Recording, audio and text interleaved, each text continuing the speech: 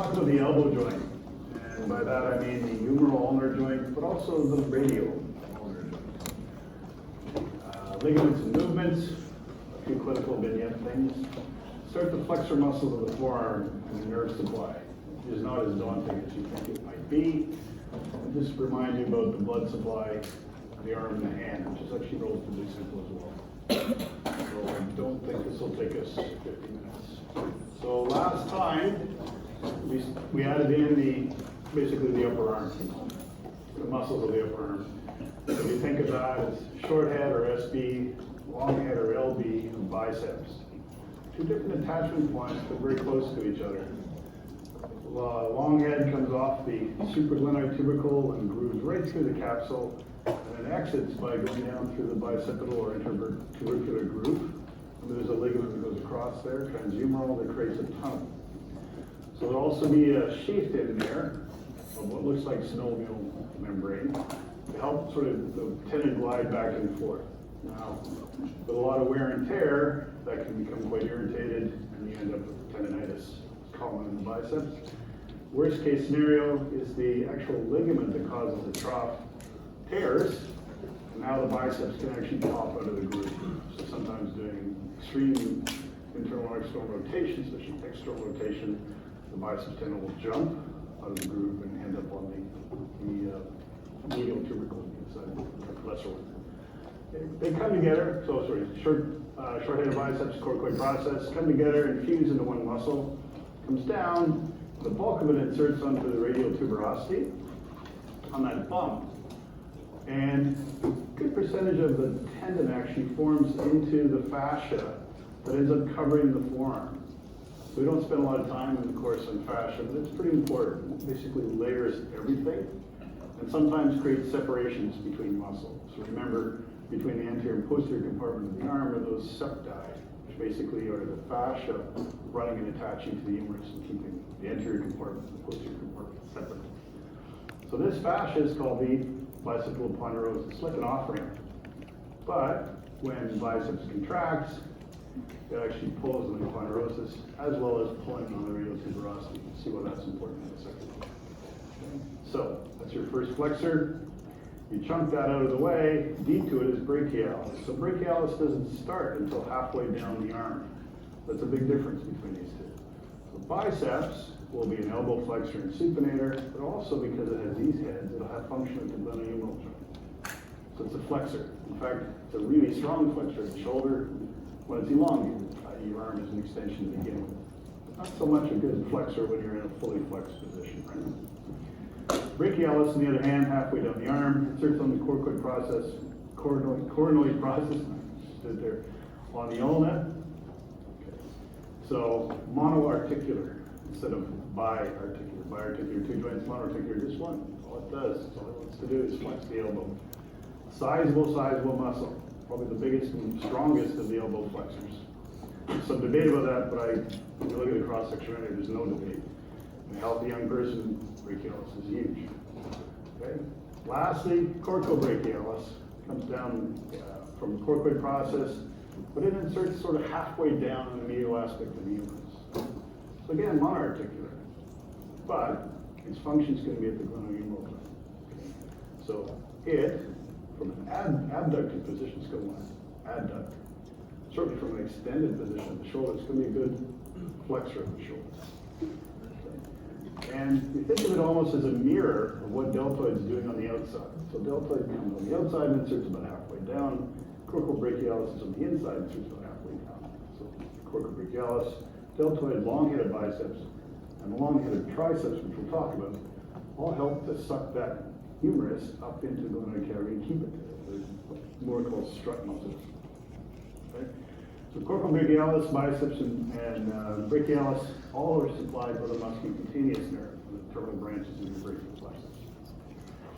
Flipping around to the posterior aspect, triceps, three heads, has a long head that we just talked about, takes its origin up here from the infraglenoid tubercle. So below the glenoid cavity, so infraglenoid. And if you look at the skeletons, it's not. The bump itself is right up near the edge of the glenoid cavity. The attachment for triceps long head is quite extensive, about a good centimeter long on the upper part of the lateral border of the scapula. So it's more than just the tubercle. And it comes down more on the medial side of the arm. And on the lateral side, the big juicy thing you can feel on the outside, it's the lateral head. So when you do an extension, you feel something pop about halfway down your arm. It's actually just distal to where deltoid attaches. So there's the lateral head. Nice to get into with recording electrodes and EMG. If you reflect both of those out of the way, deep to them is going to be the medial head. Again, not trivial in size, pretty good. And it will join the other two heads to form a common tendon and insert something to the olecranon. So all three heads will be good elbow extensors. The long head is biarticular. It's going to have some role in shoulder extension. So you're pulling down from the shelf, pull down. Long head can help with the extension of the shoulder. Tiny little postage stamp of a muscle called the pancreas. Mainly is thought of as some kind of remnant of the medial head.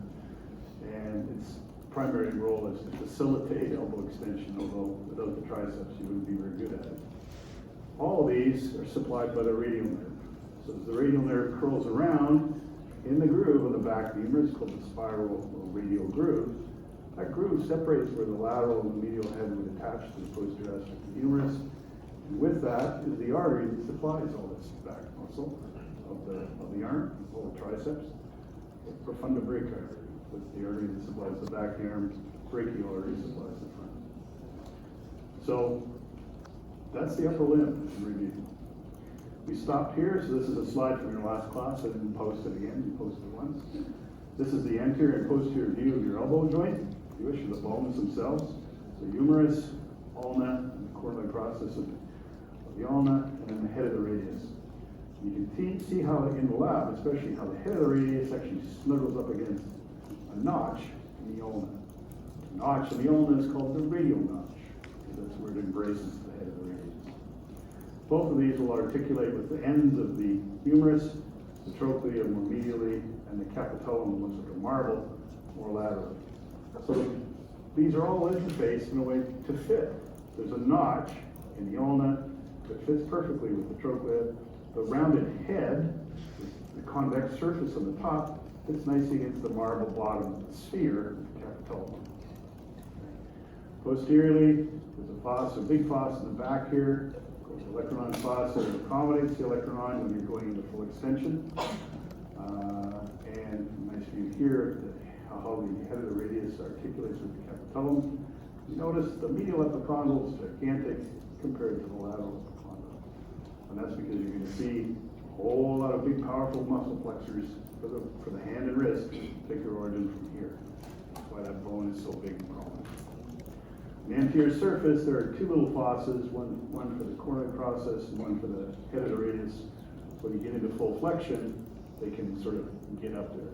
Full flexion is actually prevented by the bulk of your biceps, whereas extension primarily is prevented by the olecranon fitting into the fossa itself.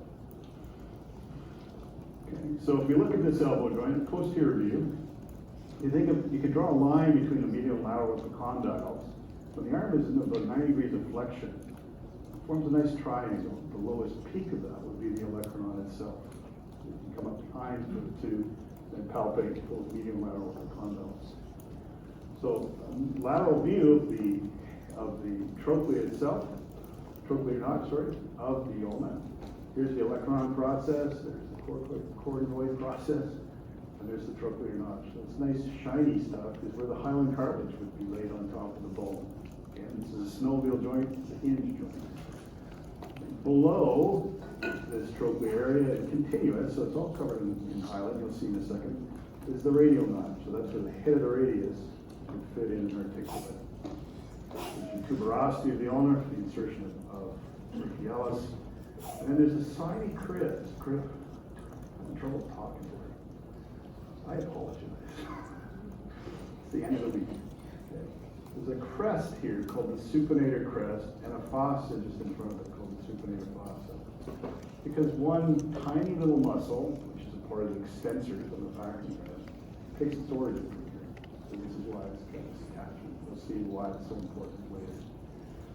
Distally, you now look at the distal head of the radius, the prominent style process. There's a tubercle on the back of it, and then there's a notch called the ulnar notch for articulation with the ulna. So the ulnar notch is on the radius, the radial notch is on the ulna. Don't confuse them. But they're both parts of very important joints that allow pronation and supination. This tubercle on the back is an easy landmark. The fact that the styloid process is so prominent and at the end of the radius is so broad, it makes up basically 2/3 of the wrist joint. Okay. There's a small disc as well at the end. We'll talk about that next week. This tubercle, usually when you see these things, it's because they function as a pulley. So when we get into the back of the hand, you're going to see that certain muscles actually go along and use this as a pulley for leverage. So they ride their tendon right along the tubercle and into the hand. So the elbow joint, the hinge joint. So again, this is a slide from last class. So most of the time, the correct terminology would be the humeral ulnar joint, because that's really the hinge joint. But don't forget, the humerus articulates with the radius. It kind of goes along for the ride, but it has to be accommodated for. And that's where the capitulum and the way the shape of the head of the radius work together. And it is a continuous joint. And then also part of this is the superior or proximal radial ulnar joint. So that's the interaction between the radius and the ulna. The hinge joint is the humeral ulnar joint. The pivot joint is going to be the proximal radial ulnar joint. Okay. This joint, it's not straight. It is a hinge, but remember that trochlea looks like a badminton bird or a thimble on its side. So it's very thick on the medial aspect, narrows down to a neck, and has this funny shape to it.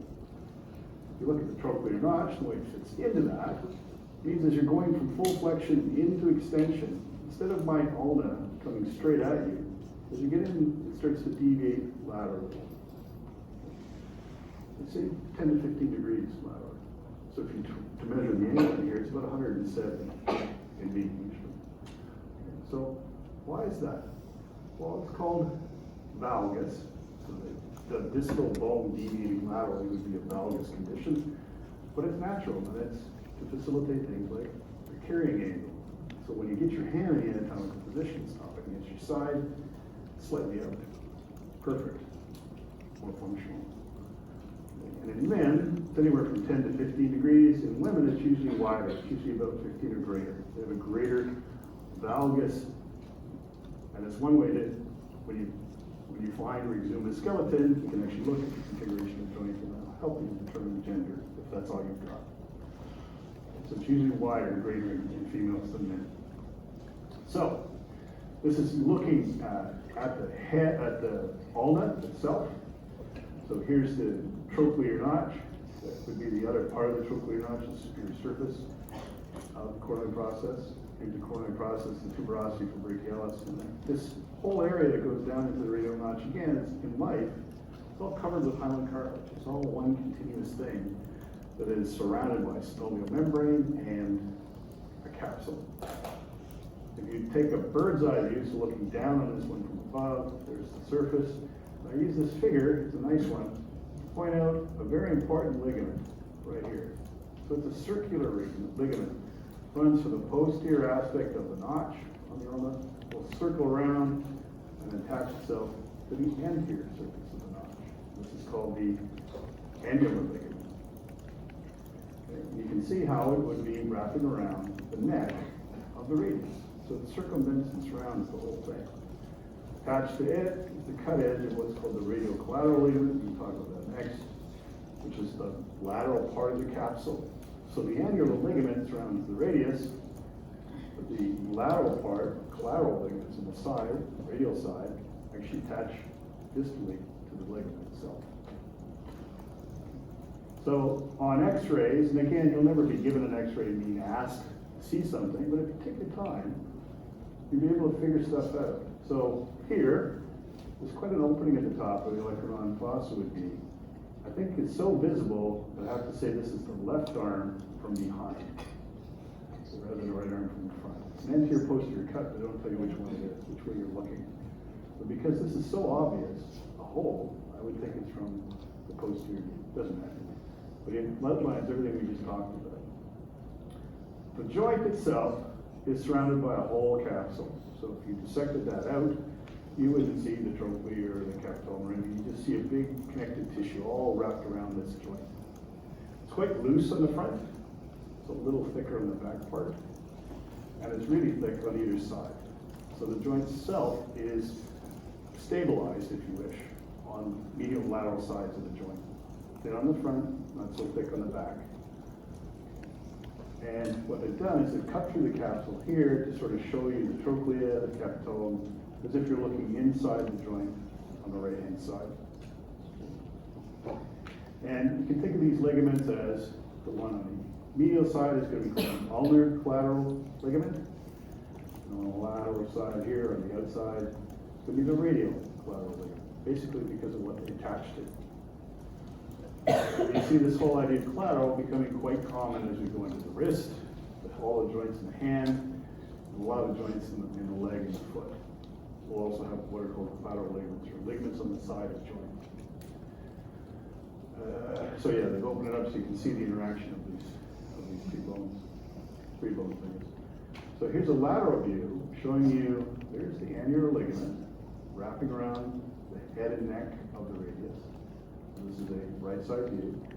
The thick thing on the outside is the radial collateral ligament. So it's going to run from the lateral epicondyle and attach to the annular ligament. It's basically a thickening on the outside of the joint capsule. So this would be an intrinsic ligament. Just the capsule gets thick in this area. It kind of radiates out and has a bit of a fan to it when it attaches. The other side, if you look from the medial side in, for the ulnar collateral ligament, you can break that into three parts. They do that because they have different thickness to them. The anterior part up here, the band, anterior band, it's very cord-like, meaning on the dissection, it's actually quite thick. It might not be broad, but it's thick. And so you can see how it would help to stabilize the medial side of this joint. The posterior band, or cord, is more fan-like. It's actually pretty paper thin. It's not that much, it's just the capsule. And then they have a thickening on the bottom they call the oblique band, and it kind of what it does is it helps to fill in the bottom part of the trochlea to now make this a little more stable across that lower part of the joint. So these two are important. The oblique and the anterior bands are important. And you can see on the inside here, there's the anterior ligament. We know that it curls around and wraps around the neck and head bases. So there's the two major parts of the ulnar collateral ligament, and unfortunately, they can be damaged. And it's very common in a baseball player. I think Maury says, I like this baseball, football, javelin, hadn't thought about that one, and water polo.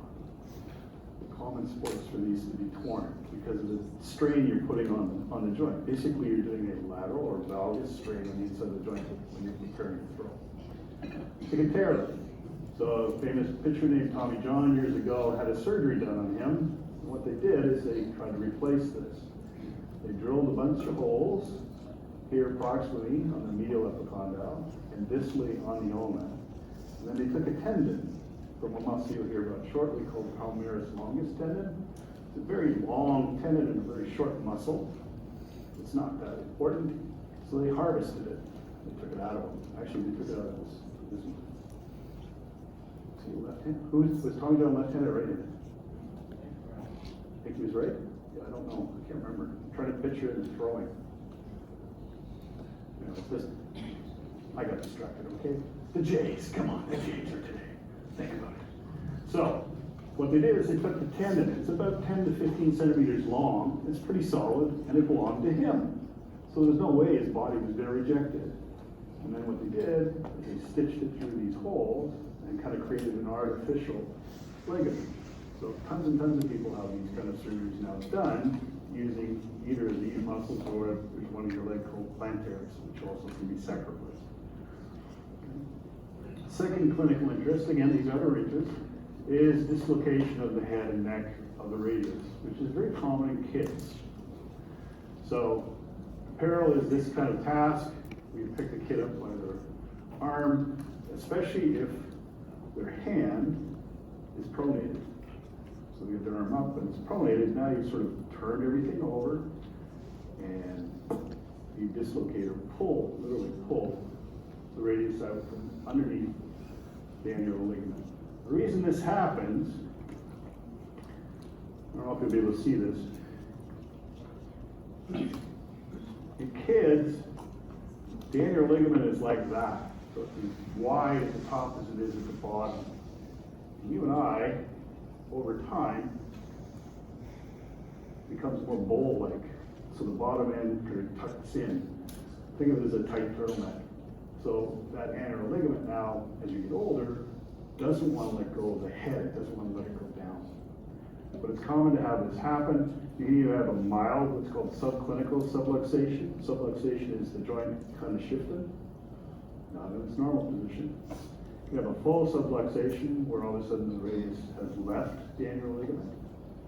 And you have what's called a dislocation, where the muscles would spasm and relocate the head, which is not good. Sometimes that can pin or pinch off the annular ligament.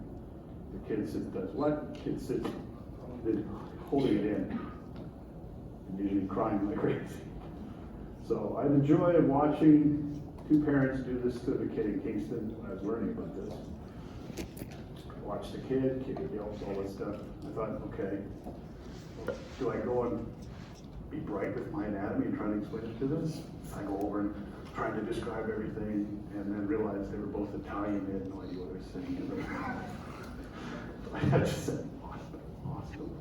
Get them relocated. So what you do is you put the arm into flexion, and you slowly try to supinate it. Slowly. And what will happen is if the ligament is in between the head and the capitella, it will eventually slip out. You can pop it back in, put the kid in a sling for 3 to 5 weeks, sometimes less, and let everything heal. But after about age of 9 or 10, you're more likely to have this kind of shape to the annular ligament because the radius doesn't want to come out versus kids who have that. I don't talk about burses. They're all over the place. Wherever you have a muscle coming in to attach, usually onto the bone, there's a little pillow of synovial membrane that's filled with fluid to help reduce friction at that site. Some of them are in dangerous situations, so the subacromial bursa is the big one that lies between the acromion and the supraspinatus that go underneath it. It's quite a good sized bursa, but if there's a lot of irritation, it can become inflamed, bursitis. But in the elbow, I like this figure, that's what I wanted to talk about. There's 3 that are quite common. Well, the first one's not that common. But this one, the red one. The intratendinous bursa, right here. Sometimes you get bursas right in tendons. That's fine, so long as they don't become irritated. You can have the supratendinous bursa and subcutaneous bursa. So there's supratendinous, subcutaneous. Again, they're all located around areas where there's going to be a lot of wear and tear going on. This one makes perfect sense. Trying to help sort of create a buffer between the insertion of triceps and the olecranon. This one is right underneath the skin, but it helps the skin kind of glide over the joint as you're going through flexion and extension. That's one of the most common ones to really irritate. Figure skating. Skating in any kind of, on the ice, you whap, fall down, bang your elbow. All of a sudden you get a big swelling or a goose egg right there. That's because you traumatized the bursa and it's inflamed. So that's it. I don't want you to know anything else about bursas. I'm never going to ask you about that. There's a lot of stuff and more on bursas. Some of it's very interesting, but I like to talk about these ones. Okay, that's you. Chilling out, calming yourself before the midterm. Tim is okay. Tim is okay. Tim is okay. For example, any concerns? Label each item. Well, that's not hard. What's this? Spinous process. Transverse process. That's the pedicle. Oh, it got quiet all of a sudden, didn't it? Spine, pedicle. Body. Mm-hmm. That's not bad. Body.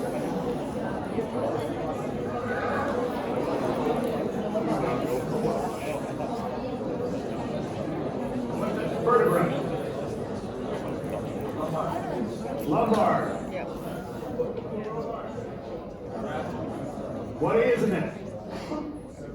It's not cervical. Why? Yeah. There's nothing here. Okay. Is it C7? So, is it lumbar? Why is it thoracic? Very good. So, there and there. What level? I'll never ask you. Unless this was upside down, and you can see the inferior facets of T12. Remember, as you go down, facets do this. The thoracic area, right? The inferior ones are like this. And at T12, the inferior ones turn 90 degrees. Because the lumbar one reaches it around. All the lumbar facets are 90 degrees rotated. So I could give you T12 from below. And you go, oh, it's either L1 or T12. Okay, main three muscles in order from superior to inferior that attach to the end of this bone as indicated by the arrows.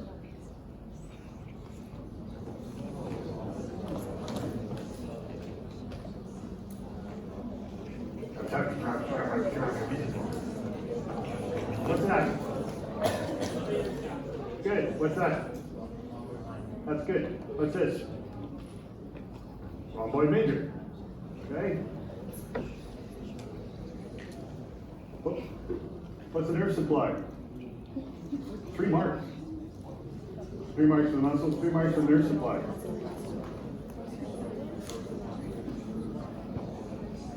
Okay? It's all the same nerve.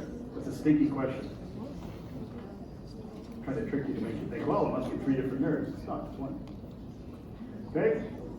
Which muscles are responsible for internal rotation of the glenohumeral joints? 4 marks. And I'll give you a hint here. 10 to 30 words in bullet point form. You don't have to write prose. Okay? So who are they?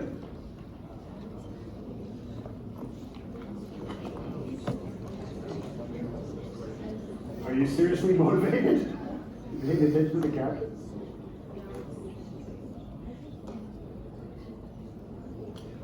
Take a guess, give me one.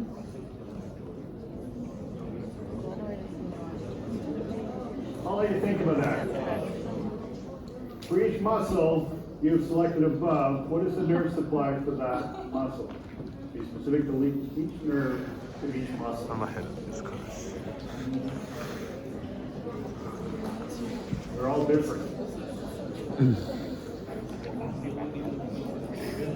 In fact, I would have taken 4 of 5. Lats, subscapularis, teres major, pectoralis major. Anterior deltoid. That's the tricky one.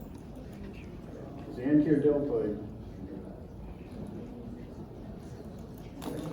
So, nerve supply, pec major. Lateral medial pec, pectoral nerve. Okay, subscapularis. Upper and lower subscapular nerve. Teres major. Ooh, starting to push the limit, aren't I? Lower subscapular. Deltoid, anterior head. Axillary. What have I forgotten? Lats. Oh, lats. What is the nerve supply? Thoracodorsal. Good. Okay. That's what the kind of questions are going to be. It may not be an image, but it might be a statement. But there will be images. And next week I'll tell you the exact number of marks available. I haven't created the exam yet, so I don't know. And how we'll break them into multiple choice, short answer, and longer answer. And what the total marks are. And you'll have a total of 50 minutes to write it. I'm going to try instead of 40-minute exam, it's going to be 50 minutes to write it. The region of interest for the elbow is called the cubital fossa. Okay. So it's bounded by the muscles on the outside, which we'll learn about next week, the muscles on the inside of the forearm, which you're going to hear about shortly, and where biceps and brachialis sort of come down from above. So it's triangular. If you drew a line between the medial lateral epicondyles, there's sort of this wedge of muscle. There's the common flexors and what's called brachioradius on the outside. Okay, but it's a region of interest because it's also an area of jeopardy. Highly mobile, it's very important. It's got a nerve and an artery right going through it. Okay? So it's called the cuboplosum. So here's the biceps muscle on this side, comes down, and again, its tendon is going to insert into the radial tuberosity. So that's sort of the tip of your inverted triangle. The lateral epicondyle would be the lateral side, and the medial epicondyle would be over here. So that's biceps tendon, and here comes your bicipital ponderosus. As it comes over top of this common flexor group.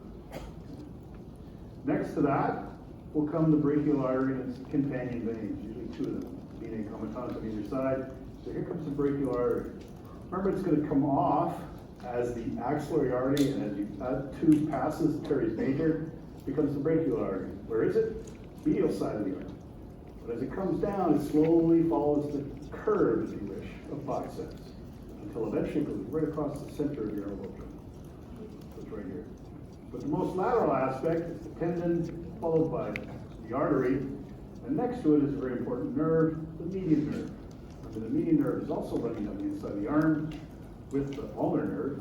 Neither one supply anything in the upper arm. They're just on there for the ride.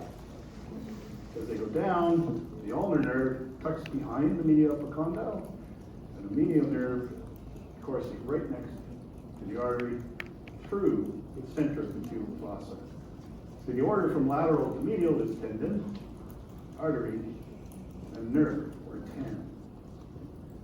And that's important because if you're doing any kind of tricky surgery in here, you gotta know where they are and what they're doing. The floor of this whole thing would be made up of brachialis, as it courses underneath the biceps before it inserts onto the ulna. And there's a lot of stuff here, but some of it's important, obviously. There's nerves and things that you should know, maybe a few vessels like the cephalic vein. There's a lot of other cutaneous nerves, or other meaningless, I call them, vessels. They'll never ask you that, they've never talked about them. But he does do a good job in the book of telling you sort of like we did with the axilla. Who forms the lateral border, who forms the medial border, who forms the roof, which is mainly skin, and who's on the bottom. And it's triangular in shape. So, the first group of muscles that we get into in the lower arm are the ones in the forearm. And they're all in red. The two in blue are technically on the extensor group. And the funniest one is brachioradialis because it has its own little mind of its own to do things. And what Moore does is quite correctly breaks them into three layers. And I think that's how you go about learning. First layer, the superficial layer, and all four of the muscles listed here, pronator teres, palmaris longus, flexor carpi radialis, and ulnaris, all come from the medial epicondyle. So they cross the elbow joint. So if you had a musculocutaneous injury and couldn't use your elbow flexors, you could still flex your elbow, you'd just be weak at it. So all of these cross the elbow joint. They're actually multi-articulate, not even bi-articulate. So that's the first thing. All four of the superficial layer all cross the elbow before they race into the arm. The first one, pronator teres. The pronator must tell you something about what it does. It'll come down and inserts about halfway down along the side of the radius. And I note the angle. It's running from the medial epicondyle and it's inserting about there. So if it was to contract, it won't help pronate. It will help bring the thumb over top of the ulna. So that's why it's called pronator teres. But it only crosses the elbow. So it's actually monoarticulate. Next, palmaris longus, tiny, tiny thin muscle. This is the one that they sacrificed in the Tommy John surgery. The tiny belly up here, and then this long, long tendon that goes actually in front of these big, what's called a retinaculum, big band of connective tissue, and then inserts right into your palm. Your palm is loaded with this big, thick fascia called the ponderosus. And that's where that muscle runs. It goes in, crosses the wrist, gets into the palm, and attaches to the fascia. So it helps you kind of cup your fascia. You bring your finger, your baby finger, your thumb together, as if you're trying to do some kind of Spider-Man thing. That palmaris long. And 10 to 14% of you won't have it. Everybody's like, oh my God. So it's not a big muscle, but it is a part of the superficial layer. Yep. Yep. Yep. About 1%. You are, you're so special. Right. Yeah. So usually if you don't have it, and again, it's about 10 to 14%, so there's 200 of you, think about it. Most of you don't have it one side, won't have it on the other. If you don't have those two, you're missing two others in the leg. So when you come to that, that's the plantaris. Same thing, tiny muscle, long tendon. So what would be interesting to you is which one do you have? You have it? So what would be curious is if your right plantaris is there, but your left one's not. That would be a good study. Yes, sir? So does the ulnar abdomen it's still there? Yeah. Oh yeah. Let's see. The aponeurosis? We'll get to it when we get into the hand, but it's all the bones, metacarpals. And it basically helps you form the eye. Your whole hand, the way the architecture is domed to create this. And all it really does is trigger a little muscle can help tighten that fascia. If you think about it, because it crosses the wrist joint and it crosses the elbow, theoretically, it's an elbow flexor and a wrist flexor. Although I wouldn't bank on it to do a lot of the work. Right? So, okay, that's palmaris longus. Next to it, flexor carpi radialis. So flexor, carpi is bone, so it must be going into the wrist bones. Or wrist, radialis. Why? Because it has this cant that makes it run over to the radius side. Okay. We'll get more into its attachment when we get down here, but it's basically right into the base of these two metacarpals. So it's going to come down here and go there. So flexor, carpi, radialis. It's not just going to flex, it's going to radially deviate the hand. So it's going to try and pull you up that way. Not just a pure flexor, although it's really good at it. And crosses the elbow, it's going to help with elbow flexion. So from lateral to medial, you basically have pronator, then flexor carpi radialis, then palmaris longus, and then lastly, flexor carpi ulnaris. So the same origin, but it's going to come down the medial side, it's going to insert into here, down the base on the ulnar side. So that's that's that one. Okay. So what it wants to do is flex the hand, but ulnar deviate the wrist. Flexor carpi radialis wants to flex the hand and radially deviate. And if you notice, there's a big difference there in range. Right? Way better doing that than you're doing that. These are also called abduction and adduction, if you wish. I prefer deviation. Radial deviation because you're going to the radial side. Ulnar deviation because you're going to the ulnar side. We'll talk about more of that when we get to the wrist. All four of these are supplied by the median nerve. So now this is the first port of call for the median nerve. The first motor supply will be the superficial layer of the forearm muscles. You remove all those, get them out of the way. The intermediate layer is just one muscle, but it has four heads. Okay. Flexor digitorum superficialis, which should hint that there's probably something other than superficialis involved. It likewise from the common flexor origin, so it can also assist the other four with elbow flexion. But as it comes down, it's going to give rise to four tendons. Those four tendons go to the fingers, not the thumb. So 2, 3, 4, 5. They're going to run into the wrist, and then tendons are going to deviate and go down and attach to the fingers. They do it very differently. As they get down into the hand, they split on either side. The tendon literally splits and inserts on the side of the middle phalanx. So remember, your fingers have a proximal, a middle, and a distal phalanx in their bones. There's 3 bones every finger. Not the thumb, there's only 2. Okay. And it inserts halfway down. Right? It goes into the intermediate one. And it inserts on either side. Interesting.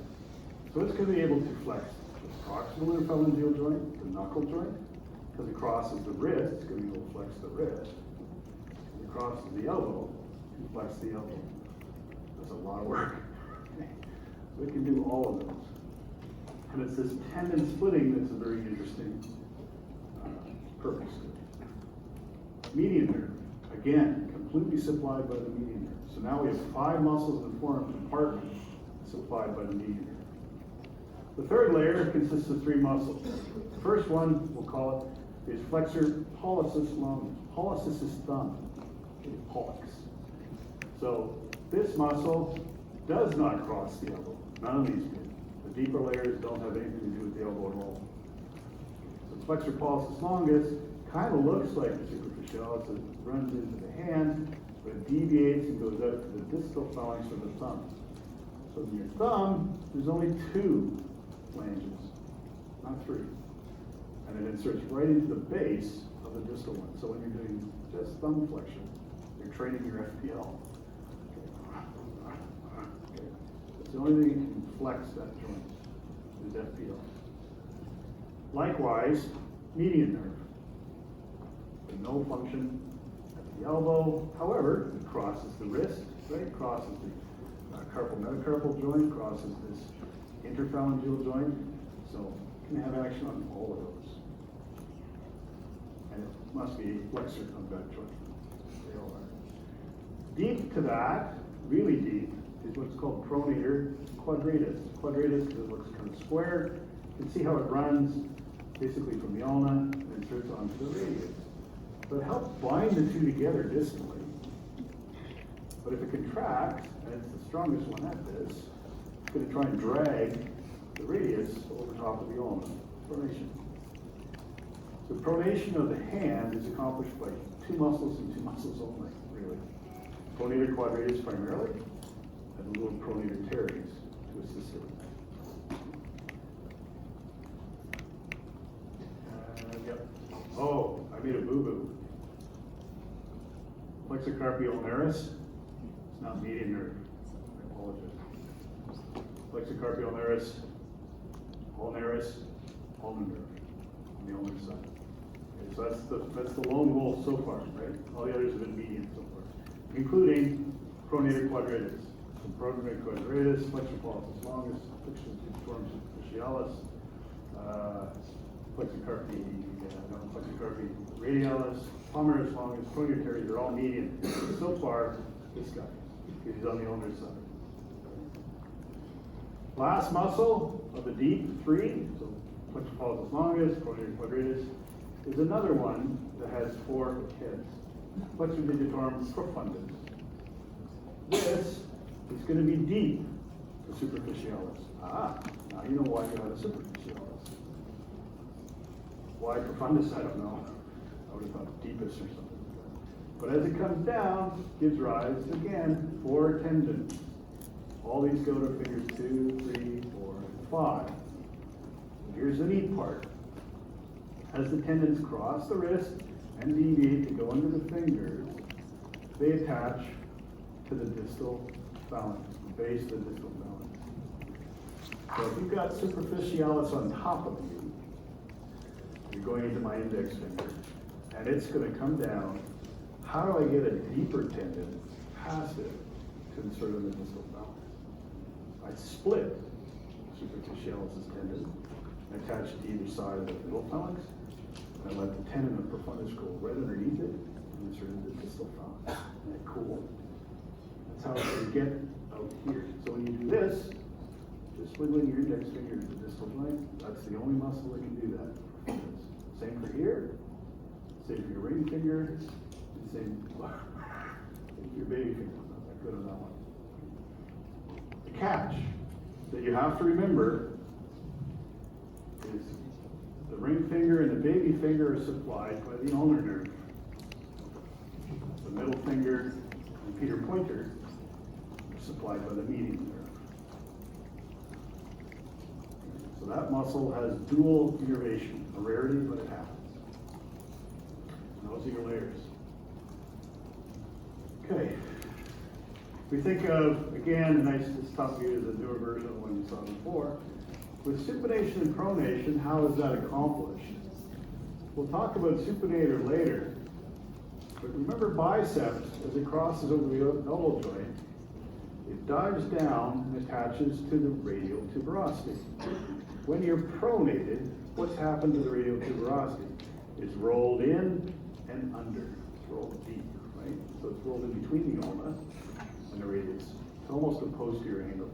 So from a pronated position, if you were to contract the biceps, you don't want supinate. So that's why biceps is a very strong supinator. This configuration, the way it wraps in. So the pronators are pronator teres and pronator quadratus. You can see how their design is designed to flip the ulna, the radius over the ulna. And remember, when you do that, it looks kind of interesting, but the ulna is not moving. It's the radius that's accomplishing. So they go from here with that carrying angle around the pronation, you almost get the thumb up against your thigh. And that's because the radius comes in over top. So that's pronation. Supination going backwards is accomplished by biceps, but also by this tiny muscle, supinator. I'll get into the mechanics of that later because it's kind of tricky. The thing about the forearm muscles is just remember what the ulnar nerve supplies. You know that, but you know the median nerve supplies everybody else. So the ulnar nerve, flexor carpi ulnaris, and flexor digitorum profundus, fingers 4 and 5. All these other ones are median nerve.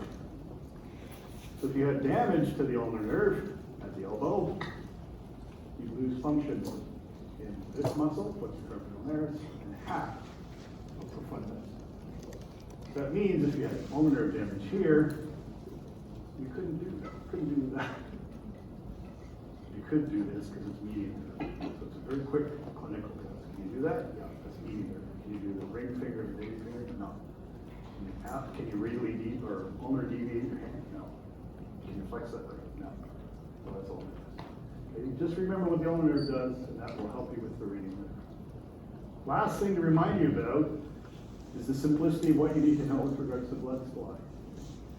Brachial artery, it's going to have given off the profunda artery to supply the back of the arm. Brachial artery, just as it exits the end of your cubital fossa, gives off 2 branches, called terminal branches actually. The radial artery, which is going to come down on the radius, and the ulnar artery that's going to come down on the ulna, clearly labeled.